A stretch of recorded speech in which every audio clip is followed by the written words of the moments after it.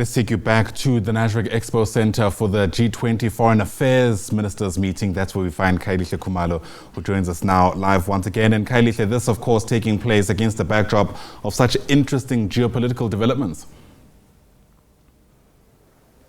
Well, certainly, and a very opportune time really for the foreign affairs ministers from the G20 countries to take stock of all these geopolitical issues, but also as the globe is grappling with a myriad of challenges, whether you're looking at inequalities, issues around sustainable development, the eradication of poverty, because it's been a very interesting time for the global south.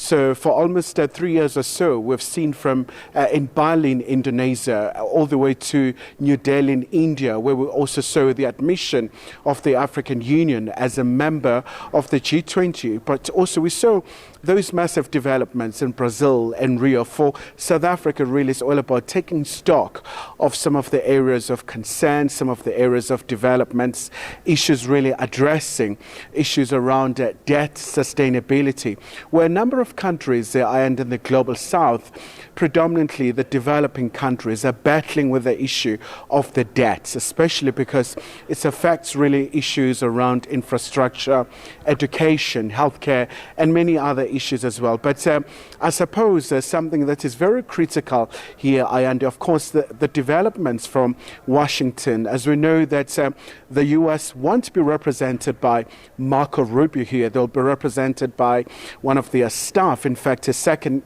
in command from the US Embassy in Pretoria. So really showing that a lot must be done in terms of doing these very important bilateral relations, but by all accounts, an overwhelming support for South Africa from quite a number of influential economies, the likes of Russia. We're expecting Sergei Lavrov to be right here. And as you know, that the agenda will start a bit later. So it's relatively short in terms of the opening session. We're expecting to hear from the Sherpa.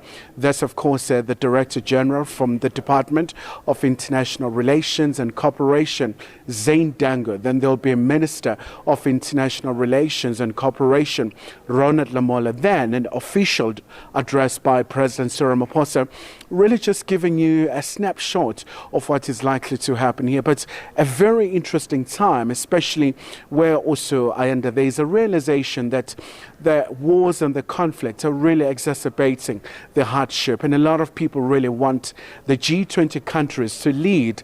In fact, you go back to December during the finance ministers meeting in Sandton, where the UN Secretary General Antonio Guterres really said the G20 countries should really lead in terms of pushing for the reforms of the financial architecture and many other issues that are quite pertinent globally.